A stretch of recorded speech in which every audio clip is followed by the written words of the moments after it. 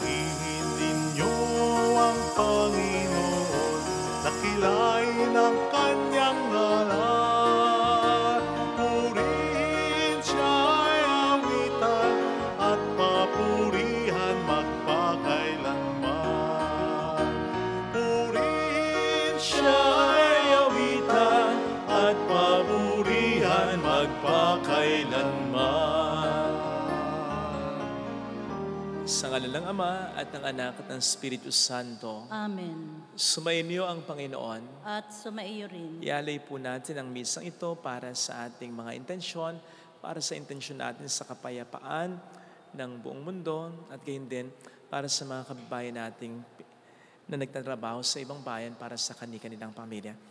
Upang tayo maging marapat sa misang ito sa pag-alala kay San Clemente, halina't magsisimula tayo sa ating mga kasalanan. Tayo pong lahat, inaamin ko sa makapangyarihang Diyos at sa inyo mga kapatid, na lubha akong nagkasala sa isip, salita at sa gawa at sa aking pagkukulang. Kaya sinasamo ko sa mahal na Birheng Maria, sa lahat ng mga anghel at mga banal, at sa inyo mga kapatid na ako'y panalangin sa Panginoong ating Diyos.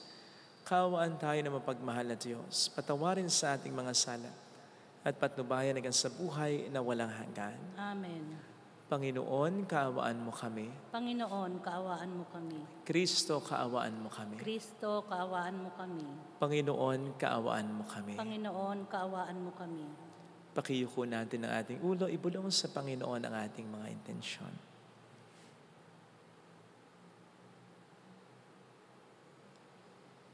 Manalangin tayo. Ama naming makapangyarihan, ang kadakilaan mo'y nang ibabaw sa hanay ng tanang mga banal. Ipagkaloob mong ikagalak namin ang paggunita taon-taon kay Papa San Clemente na pare at martir ng anak mo, yamang kanyang pinanindigan ang paghahaing ginanap niya sa iyo at kanyang pinatunayan sa buhay ang itinuro niya sa mga tao. Sa pamamagitan ni Jesucristo, kasama ng Espiritu Santo, magpasa walang hanggan. Amen. Ang salita ng Diyos mula sa unang aklat ng Makabeyo. Noong mga araw na iyon, ang mga kanang kamay ng hari na inatasang pilitin ang mga taong sumamba sa mga Diyos-Diyusan ay nagtungo sa lungsod ng Mudin upang utusan ang mga taga-roon na maghandog sa mga dambanang pagano. Maraming Israelita ang lumapit at nagtipon-tipon sa paligid nila. Naroon din si Matatyas at ang 5 niyang anak. Nilapitan ni Matatyas ng mga kinatawa ng hari at sinabi, "Ikaw ay pinunong iginagalang dito at sinusunod ng iyong mga kaanak. Manguna ka sa pagtupad sa utos ng hari, gaya ng ginawa ng mga hintil at ibang mga taga-Hudiya at Jerusalem. Gawin mo lamang ito ay tiyak na mapapamahal ka sa hari, pati ng iyong mga anak, at gagantimpalaan ka niya ng pilak, ginto at iba pang kaloob." Ngunit malakas na sumagot si Matatyas, "Kahit lahat ng hintil ay sumunod sa hari, at dahil dito'y nilabag nila ang relihiyong ipinamana ng kanilang mga ninuno, kami ng aking sambahayan at mga kamag-anakan ay tutupad pa rin sa tipang ibinigay sa aming mga ninuno. Huwag namang ipahintulot ng Diyos na sumuway kami sa kanyang mga utos. Hindi kami susunod sa gayong ipinagagawa ng hari, at lalo namang hindi kami magtataksil sa aming relihiyon kailanman." Katatapos pa lamang na magsalita si Matatyas, ng isang kapwa Hudyo ang kitang-kitang lumapit sa dambanang nasa Mudin at naghandog bilang pagsunod sa utos ng hari. Nang makita ito ni Matatyas, Nag-alab siya sa puot. Nilapitan niya ito at pinatay sa harap ng dambana. Pinatay rin niya ang sugo ng haring pumipilit sa mga tao na maghandog sa dambanang pagano. Pagkatapos, sinira niya ang dambana. Sa ganitong paraan, ipinakita niya ang kanyang pagmamalasakit sa kautusan, gaya ng ginawa ni Phinehas nang patayin nito si Zimri na anak ni Salo. Matapos gawin ito, nilibot ni Matatias ang buong lungsod na ganito ang isinisigaw: "Sinumang tapat sa tipan ng Diyos at tumutupad sa kanyang mga utos ay sumunod sa akin."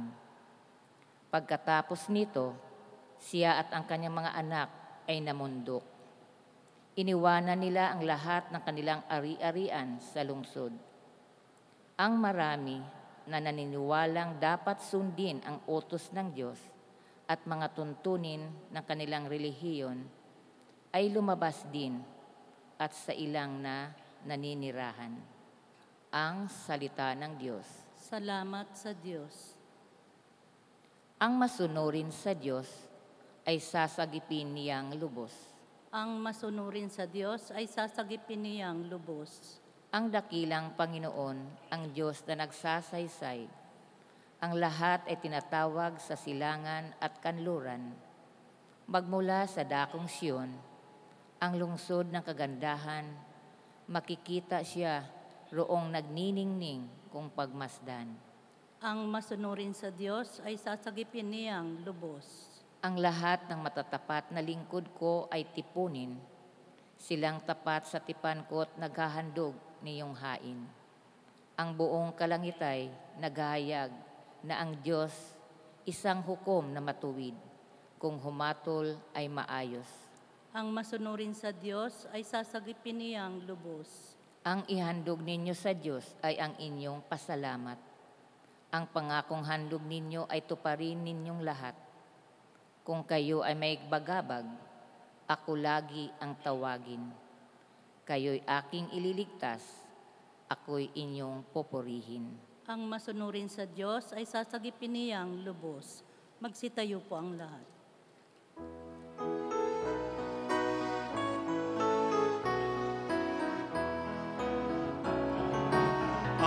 Alleluia, alleluia, alleluia.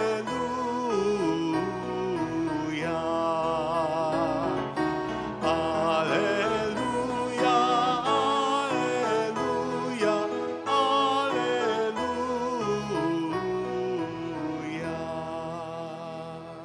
Sumainyo ang Panginoon. At sumaiyo rin. Ang mabuting balita ng Panginoon ayon kay San Lucas. Papuri sa iyo, Panginoon. Noong panahong iyon, nang malapit na si Jesus sa Jerusalem at matanaw niya ang lungsod, ito'y kanyang tinangisan. Sinabi niya, kung nalalaman mo lamang sa araw na ito kung ano ang makapagdudulot sa iyo ng kapayapaan, ngunit lingid ito ngayon sa iyong paningin sapagkat darating ang mga araw na paliligiran ka ng kuta ng iyong mga kaaway, kukupkupin at gigipitin sa magkabi-kabila. Wawasakin kanila at lilipulin ang mga anak mo sa loob ng iyong muog. At ni isang bato'y wala silang iiwanan sa ibabaw ng kapwa bato sapagkat hindi mo pinansin ang pagdating ng Diyos upang iligtas ka. Mga kapatid, ang mabuting balita ng Panginoon. Pinupuri ka namin, Panginoong Hesukristo. Narinig po natin sa ating binasang ebanghelyo ang pag-iyak, pagtangis ni Kristo.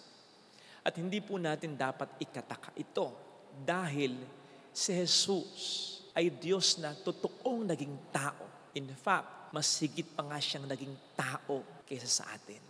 Sapagkat nagkasala tayo. Hindi naman kasi bahagi ng pagkalikha ng Diyos sa atin, kasalanan. Nilikha tayo ng Diyos ayon sa kanyang wangis at larawan. Pumasok lang ang kasalanan dahil sa pagkakasala ng unang tao, ng ating unang mga magulang. Sa totoo lang, hindi talaga tama yung excuse na Ako'y tao lang, mahina, makasalanan. Sapagkat kung tunay talaga tayong magpapakatao tulad ni Kristo at sa tulong siyempre ni Kristo, magiging matatag tayo. Hindi tayo basta magiging mahina sa kasalanan. Anyway, sinabi ko lang naman po yan as an intro para hindi na po natin pagtakhan, as I said, ang pagtangis ni Kristo. Dahil siya nga po ay totoong naging tao. Manapa ang itanong natin, ano ba ang dahilan ng pagtangis niya? At ito ay dahil nagmahal siya. Hindi nga ba't base sa ating karanasan, hindi naman tayo iiyak basta-basta. Yung totoong luha, hindi basta tutulo yan para sa isang bagay o tao na hindi sa atin mahalaga. Dapat espesyal yan sa ating buhay para ating iyakan. Naalala ko tuloy yung isa kong kakilala na nag-abroad. Nagbakasyon lang naman. Kaya lang, habang nasa abroad, parang di mapakali. Hindi niya tuloy na-enjoy yung pag-abroad niya dahil di niya isama ang mahal niyang aso. Ayun sa bahay. Inaalala lagi habang siya nasa abroad kung ito ba'y nababantayan talaga. Yes, ang kanyang aso ibang-iba na. Ngayon, dati bumibili ka ng aso para bantay sa bahay. Ngayon, yung aso nang binabantayan. So yun nga po ang nangyari sa kaibigan ko. Aba, habang nasa abroad siya, dahil iniisip niya lagi ang aso niya, napagganipan niya, nalamatay. Nako, yung alanganing oras na yun, tumawag sa mga nagbabantay sa kanyang aso sa bahay. Sinigurado, ano nangyari sa aso ko? Kumusta siya? Nang malamang okay, at panaginip lang, saka lang siya nahimasmasa. But you know what? She realized, iyak na siya ng iyak. Tangis na siya ng tangis. Parang tangala. Pero ako yung nag-aaso rin naman. Maintindihan niyo po yan kapag kayo nagmahal na kahit ng aso lang. 2 beses po tumangis si Kristo na naitala sa Ebanghelyo. Yung isang pagtangis niya o pag-iyak niya ay yung pagtangis niya dahil sa kamatayan ni Lazaro. At ito na nga po, yung pangalawa sa ating narinig na Ebanghelyo. Sa parehong instances, pareho ng dahilan, pagmamahal. Mahal niya si Lazaro na kanyang kaibigan. Mahal niya ang Jerusalem, ang kanyang bayan. Nga lamang, bagamat pareho niyang iniyakan, hindi nagkapareho ng kinalabasan. Sapagkat pagkatapos niyang iyakan ang kanyang kaibigan na si Lazaro, ito'y nabuhay. Pero ang Jerusalem, matapos niyang iyakan, nanatili itong patay sa kasalanan. Sapagkat hindi nila magawang tanggapin siya, si Kristo, sa kanilang buhay. Sabi nga niya dito, hindi mo pinansin ang pagdating ng Diyos upang iligtas ka. At dito napapaloob yung marami niyang mga pangangaral, yung marami niyang mga himala at milagrong ginawa. Kapangyarihan sa salita at sa gawa, hindi kayang gawin ng isang ordinaryong tao. Kapangyarihan sa salita at gawa na talagang magtuturo, hindi ordinaryong tao lang si Kristo. There's something more than human in Him. He is divine. Ang Diyos ay lumalapit sa kanila, pero iniisnab nila.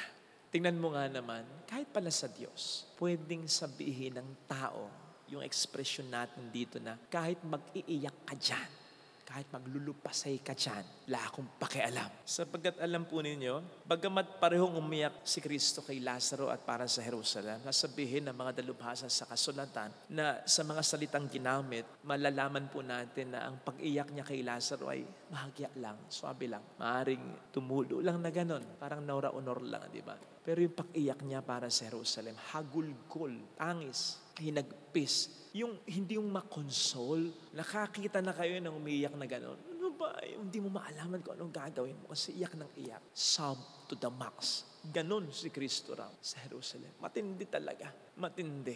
So pwede palang gawin yun ng tao sa Diyos. Na kahit maglulupasay ka dyan, kahit humagulkul ka lang, wala akong pakialam. Pero warning lang kung ito'y gagawin natin sa Diyos. Tulad ng ginawa ng mga Hudyo noon sa Jerusalem. Tayo ang talo at hindi ang Panginoon. Parang yung nangumpisal sa aking ginang misis na makailan lang. Sa kanyang kumpisal ay nasabi niya, na napatawad naman daw niya, kaya niyang patawarin ang kanyang asawang nagloko, naging irresponsable, at iniwan pa siya. Yes, you heard me right. Kapal ng pace, diba? Siya nang nagloko, siya nang responsable, siya bang nakipaghiwalay sa misis niya. Pero sabi ni ginang, Father, kaya kong patawarin, pero yung muling mahalin, the way I loved him, gustuhin ko man, hindi ko na kaya. Kasi Father, para bang nawala na lang yung pagmamahal ko sa Kanya. Hindi ko maintindihan pero pag papatuloy niya, Father, sigurado ko hindi ito biglang nawala. Ito yung unti-unting nawala. In fact, Father, kahit na siya nasa piling na ng iba, pinakikibalitaan ko pa rin siya. Lalo na sa mga anak namin, kung okay siya. Hindi ba yun pagkapatunay? Hindi ko man aminin, hindi ko man sabihin na mahal ko pa siya. Pero wala pa rin, Father. Wala. Hindi niya talaga ako pinansin. Ako'y kanyang binaliwala. Yun nga siguro ang dahilan kung bakit ang pagmamahal ko ay unti-unti na lang nawala. Na kahit gustuhin ko pa, wala na Wala na kasi siyang tinira. Gusto ko yung sinabi ng Ginang na unti-unti. Kasi sa totoo lang, hindi naman biglang mawawala ang pagmamahal ng isang tao. Lalong-lalo na kung tunay ito. Pero unti-unti, mawawala ito. Pwedeng mawala kung hindi mo na siya bibigyan ng atensyon, kung hindi mo na siya bibigyan ng halaga, kung lagi na lamang siya ang mali para sa'yo at kahit may mali ka, gusto mo siya pa ang sumusuyo, siya pa ang nagsasorry sa'yo. Yung kabod ka na lang, mag-ghosting, yung bang mawawala na lang bigla, magkasama man kayo ay bigla niyang mararamdaman na parang wala ka. Tapos kabod ka na lang magpaparamdam sa oras na gusto mo lang at di sa oras na ikaw ay kanyang kailangan. Tapos sasaktan mo pa siya, lokohin mo pa siya, pagsasalitaan mo pa siya, hindi maganda, lalo na paggalit ka. And there you go. Kahit gaano ka kamahal, pwedeng mawala unti-unti ang pagmamahal. Unti-unti mo nang inuubos ang kaniyang pagmamahal. Hanggang sa dumating ang panahon na ikaw na magtataka, hindi na siya nagdeadless. Na parang okay na lang sa kanya na hindi ka makita. Hindi na rin siya magtatanong kung saan ka nagpupunta, kung sino mga kasama mo. Kahit ano pang sabihin mo o gawin mo, parang wala na sa kanya. Saka ka na magtatanong, bakit nagbago siya? Pero sana masagot mo na ikaw ang nagpabago sa kanya. Saka ka magtatanong kung bakit biglang nawala ang pagmamahal niya. Pero sana ikaw na rin ang makasagot na ikaw ang dahilan kung bakit unti-unting nawala ang pagmamahal niya. Again, unti-unti, hindi bigla. Sapagkat bago nawala yan, nagmahal muna ng todo yan. Inunawa ka muna niyan. Ilang beses ka muna niyang pinatawad. Ilang beses ka muna niyang pinagbigyan. Ilang beses niyang masasaid na pero nagbibigay pa, nagpupush pa para mahalin ka, nagsasakripisyo. Hanggang sa ang maging dahilan ay mahal pa rin naman niya. Ikaw o gusto pa rin naman niyang buo ang inyong pamilya. Lahat na ng dahilan na mabuti ka pa rin naman, nababalik ka pa rin naman sa katinuan, namamahalin mo pa rin naman siya, katulad ng nangyari sa simula, bago kayo nagkaibigan. Lahat ng dahilan gagawin, lahat ng dahilan sasabihin niya. Kahit na magsinungaling na siya mismo sa sarili niya, para lamang sagipin kung ano pang natitira. Hanggang sa unti-unting mawala na. Kasi kahit yung mga last ditch of effort niya, para sa iyo wala nang halaga. Kaya tulad nung sinabi nung Ginang, kahit gustuhin ko, Father, hindi ko na makaya. Kasi wala na siyang mapagsimulan. Dahil nawala na nga, nasaid na nga tuluyan. Hindi ko po sigurado kung umiyak muli si Kristo matapos ang pagkawasak ng Jerusalem. Katulad ng prediction o sinabi niya, propesya niya. Pero sigurado ko, hindi siya naging masaya. Nevertheless, anong magagawa niya? Sila naman ito ang sumayang sa tsansa ng pagmamahal na binigay niya. Kaya sana mga kapatid, huwag na nating sayangin ang luha. Pumapatak mula sa mga mata ng Diyos at ng mga taong tunay na nagmamahal sa atin. Sapagkat kung patuloy nating sasayangin, siguradong tayo sa huli ang siyang iiyak. Iiyak tayo sa pag-isisi, kaya lang magiging huli na ang lahat. Ito sana mga kapatid ang ating pagdasal sa ating banal na pagdiriwang. Lagay natin ang ating kanang kamay sa tapat ng ating puso.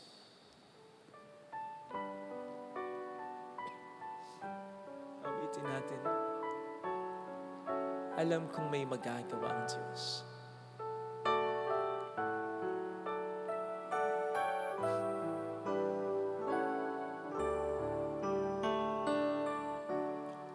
Alam kong may magagawa Makapangyarihan siya. ang Diyos. Alam kong may magagawa ang Diyos.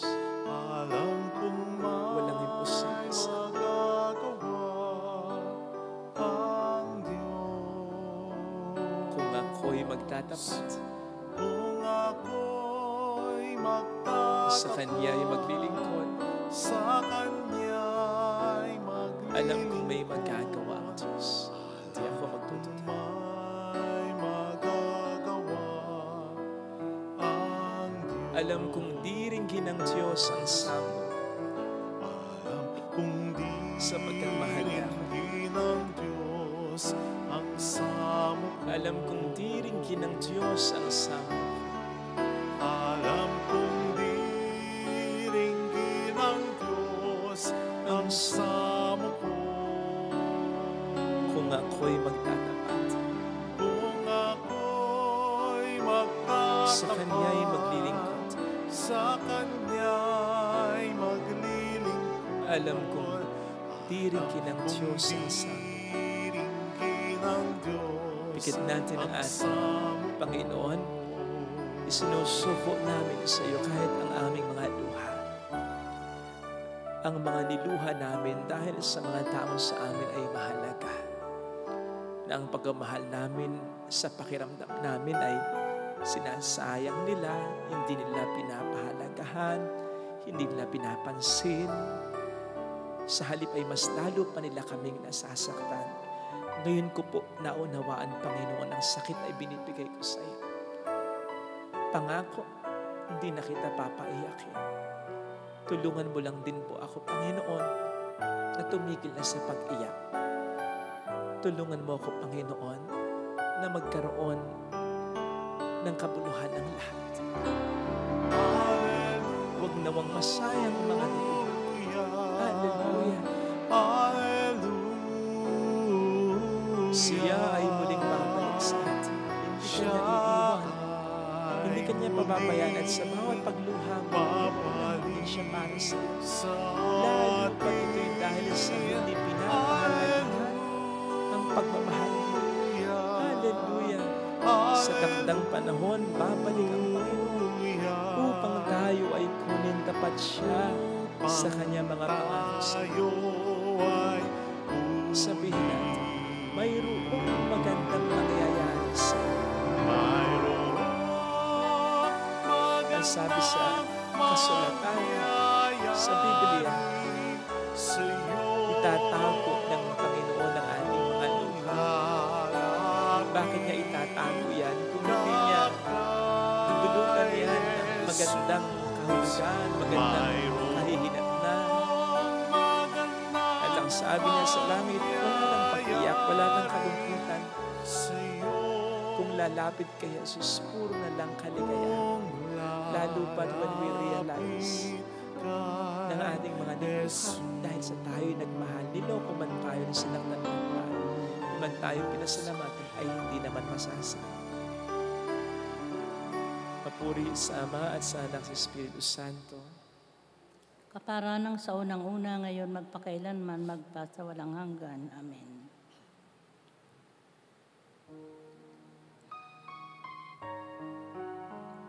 Pag-aalay. O Diyos, narito ang tanging alay ko at sa kamay mo inihandog ko alak at tinapay aming pinagpaguran maging aming buhay tanging sa'yo lamang tanging sa'yo lamang alak at tinapay aming pinagpaguran maging aming buhay tanging sa'yo lamang tanging sa'yo lamang. Manalangin tayo, pang ating handog ay maging kalugod-lugod sa Diyos Amang makapangyarihan. Tanggapin nawa ng Panginoon itong paghahain sa iyong mga kamay, sa kapurihan niya at karangalan, sa ating kapakinabangan at sa buong sambayanan niyang banal. Ama naming lumikha, ang aming mga alay ay maging kalugod-lugod nawa, ngayong ang iyong martir na si San Papa Clemente ay ginugunita. upang maging kasiyasaya sa iyo ang paghahain ito katulad ng minahalaga mong pagtanak ng dugo ng mga banal na tao, ng banal na mahal mo. Sa pamamagitan ni Jesucristo, kasama ang Espiritu Santo magpas sa walang hanggan. Amen. Sumainyo ang Panginoon. At sumaiyo rin. Taas sa Diyos ang inyong puso at diwa. Itinaas na namin sa Panginoon. Pasalamatan ng Panginoong ating Diyos. Marapat na siya ay pasalamatan. Ama naming makapangyarihan, tunay ngang marapat na ikaw ay pasalamatan. Ngayong aming kagalakan na si San Papa Clemente ay parangalan. Siya'y kapanalig naming may paninindigan na ikaw ay ipahayag kahit siya'y mamatay. Sapagkat minarapat mong kanyang matularan ang iyong anak na naghain ng sariling buhay. Tulad ng naganap sa iyong anak, ang dugo ng mga martir ay dumanak, hindi dahil sa katatagang likas, kundi dahil sa iyong bigay na lakas. Kaya kaisa ng mga anghel na nagkisiawit ng papuri sa iyo ng walang humpay sa kalangitan, kami nagbubunyi sa iyong kadakilan. Santo, Santo, Santo, Panginoong Diyos ng mga hukbo, napupuno ang langit at lupa ng kadakilaan. Hosana sa kaitaasan. Pinagpala ang naparito sa ngalan ng Panginoon. Hosana sa kaitaasan. Ama naming banal, ikaw po ang bukal ng tanang kabanalan. Kaya sa pamamagitan po ng iyong Espiritu gawin mong banal ang mga kaloob na ito upang para sa amin maging katawan at dugo ng iyong anak na aming Panginoong Jesucristo. Bago niya pinagtiis ang kusang loob na maging handog, kinawakan niya ang tinapay, pinasalamatan kaniya, pinaghati-hati niya iyon. Niabot sa kaniyang mga alagad at sinabi, tanggapin ninyong lahat ito at kanin. Ito ang aking katawan na ihahandog para sa inyo.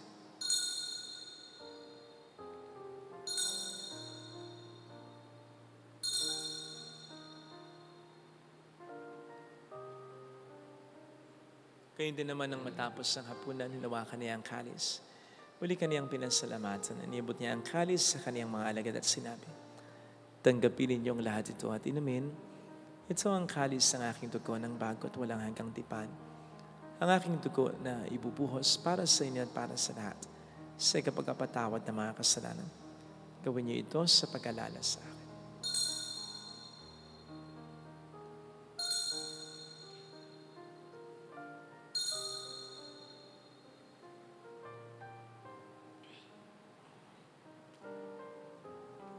Ipagbunyi natin ang misteryo ng ating pananampalataya. Si Kristo'y namatay, si Kristo'y nabuhay, si Kristo'y babalik sa wakas ng panahon. Ama, ginagawa namin ngayon ang pag-alaala sa pagkamatay at muling pagkabuhay ng iyong anak. Kaya nialay namin sa iyong tinapay ng buhay at ang kalis ng kaligtasan. Kami nagpapasalamat dahil kami iyong minarapat at tumayo sa harap mo para maglingkod sa iyo. Sinasamo namin kami na magsasalo sa katawan at dugo ni Kristo ay mabuklod sa pagkakaisa sa pamamagitan ng Espiritu Santo. Ama, lingapin mo ang iyong simbahang laganap sa buong daigdig. Puspusin mo kami sa pag-ibig. Kaysa ni Francisco na aming Papa, ni Janis na aming Obispo at ng Tanang Kaparian. Malalahanin mo ang mga kapatid naming nahimlay nang may pag-asa ang sila'y muling mabubuhay, lalo ng aming mga ipagdarasal. Kaawaan mo sila at patuloyin sa iyong kaliwanagan. Kaawaan mo at paging tapatin kaming lahat sa mga kasalo sa iyong buhay na walang wakas, kaisa ang mahal na pira ng Lasalet, ang ina ng Diyos. Isanusay ang kabiyak ng kanyang puso, lahat ng mga banal na namuhay dito sa daigdig ng kalugod-lugod sa iyo. May pagdiwang nawa namin na pagpupuri sa ikararangal mo sa pamamagitan ng iyong anak at aming Panginoong Jesucristo. Sa pamamagitan ni Kristo kasama niya at sa Kanya, ang lahat ng parangal, papuri ay sa Diyos samang makapangyarihan. Kasama ang Espiritu Santo magpa sa walang hanggan. Amen. Tumawag tayo sa Ama.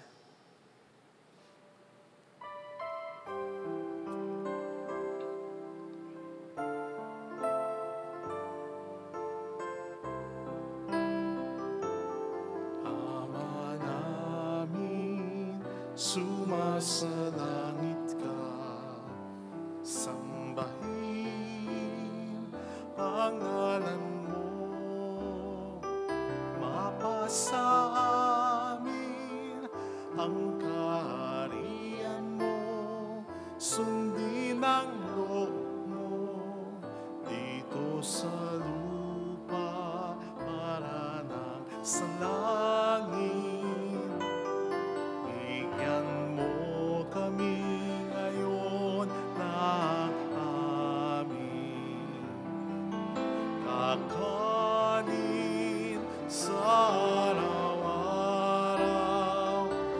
patawarin mo kami sa aming mga sala para ng pagpapatawad namin sa nagkakasala sa amin, at huwag mo kaming ipahintulot sa tukso, at iadya mo kami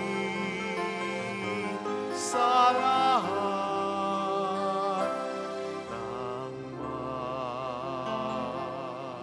masama. Inilig namin kami adya sa lahat ng masama, pagkalooban ng kapayapaan araw-araw, iligtas sa kasalanan, samantalang aming pinaghahandaan ang dakilang araw ng pagkapahayag ng tagapagligtas naming si Heso Kristo.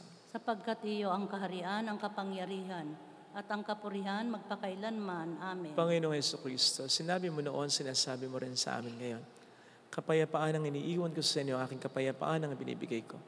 Tunghayin mong aming pananampalataya, wag ang aming pagkakasala. Pagkalooban mo kami ng kapayapaan at pagkakaisa sa iyong kalooban. Kasama ang Espiritu Santo magpasa walang hanggan. Amen. Ang kapayapaan ng Panginoon ay sumainyo daw ang lahat. At sumaiyo rin. Bigayan tayo ng kapayapaan sa isa't isa. Kapayapaan po. Peace be with you. Kordero ng Diyos na nag-aalis sa mga kasalanan ng sanlibutan, maawa ka sa amin. Kordero ng Diyos na nag-aalis sa mga kasalanan ng sanlibutan, maawa ka sa amin. Maawa ka sa amin. Kordero ng Diyos na nag-aalis ng mga kasalanan ng sanlibutan, Pagkaloob mo sa amin ang iyong ang kapayapaan.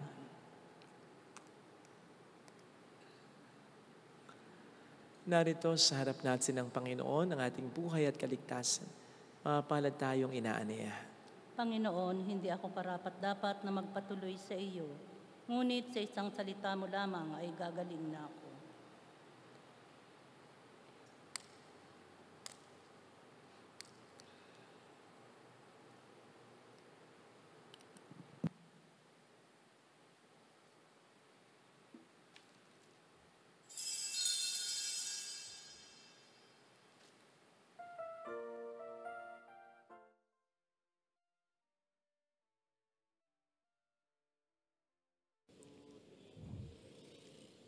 Panalangin para sa espiritual na pakikinabang.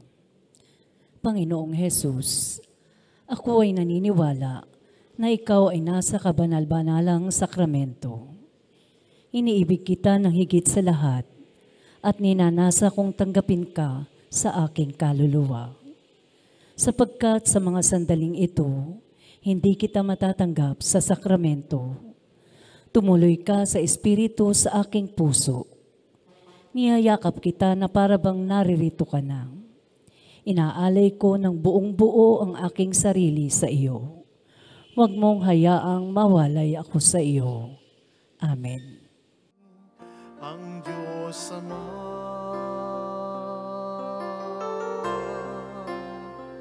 tayo'y kay Kristo, mabuhay man o mamatay, pagkat niyakap niya ang sangkatauhan, kamatayan nagiging buhay, kung sa Kanya tayo'y nakasalalay. Christi sumus, tayo'y kay Kristo, tayo'y kay Kristo, mabuhay man o mamatay, pagkat niyakap niya ang sangkatauhan, kamatayan nagiging buhay, kung sa Kanya tayo'y nakasalalay. Christi sumus, tayo'y kay Kristo,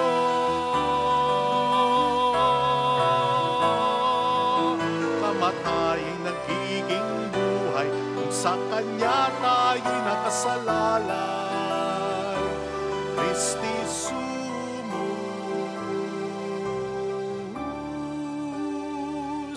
tayo'y kay Kristo.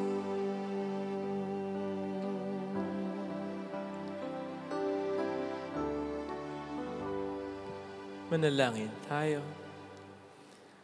Ama naming mapagmahal, ang tinanggap naming banal na pakikinabang ay makapagdulot nawa sa amin ng katatagan na nagkaloob ng katapatan sa paglingkod at tagumpay sa tiniis ng pagsubok sa iyong martir na si San Papa Clemente. Sa pamamagitan ni Jesucristo, sa mga Espiritu Santo magpasa walang hanggan. Amen. Holy God, Holy Mighty One, Holy Immortal One. Have mercy on us and on the whole world. Holy God, Holy Mighty One, Holy Immortal One. Have mercy on us and on the whole world. Holy God, Holy Mighty One, Holy Immortal One. Have mercy on us and on the whole world. Jesus, King of Mercy. We trust in you. Alalahanin, Angin, o mahal na Birhen Birhen ng ng Lazaret, ina ng pag-asa. Ikaw ang nagpapaalala sa amin magbalik loob sa Ama. Ito ang nagpapatunay na ang kagandahang loob mo'y nanatiling busilak. Sa pag-aaruga mo sa amin, tungkulin mo'y tinupad. Sa paanan ni Kristo, itinuring mo kaming mga tunay mong anak. Kaya ninais mo na ni Isay huwag mapahamak, maging sa iyong walang tigil na panalangin, pati luha ay pumatak. Huwag nawang mawala ng saysay ang iyong paghihirap. Hiling nawa namin sa iyo, o aming inang liyag, na matapos ang pakikibaka namin sa mundong ito at sa pananatili naming tapat kay Kristo, sa kapurihan mo'y makibahagi kaming ganap, upang kung nasaan ka ngayon, maparoon din kaming lahat, at ang kaganapan ng kalulatian ng Diyos Ama ay tuluyang matupad. Mahal na Birhen ng Lazaret, tagapagkasundo ng mga makasalanan. Panalangin mong walang patid, kaming mga dumudulog sa iyo. Maraming salamat po sa patuloy niyang pagtulong. Sumainyo ang Panginoon. At sumaiyo rin. Pagpalain kayo kasama ang ating pamilya na mapagmahal na Diyos, ng Ama at ng Anak at ng Espiritu Santo. Amen. Umayo tayo sa kapayapaan ni Kristo. Salamat sa Diyos. Salamat din po.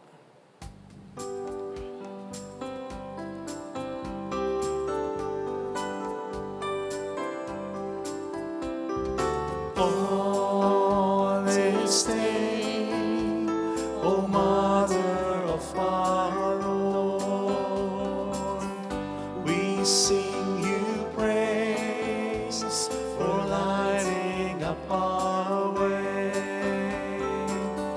Your tears did soften up the hearts of men and they still do today. May our love for you bring comfort in your pain. They saw a great light near the spring, and then it lowered and they saw it part. Then all at once they saw a lady crying there, and she wept all the while she spoke. They saw her tears flow from her eyes. They flow in steady streams of light. They flow in steady streams of light. On this day, O Mother of our Lord, we sing you praise for lighting up our way. Your tears did soften up the hearts of men, and they still do today.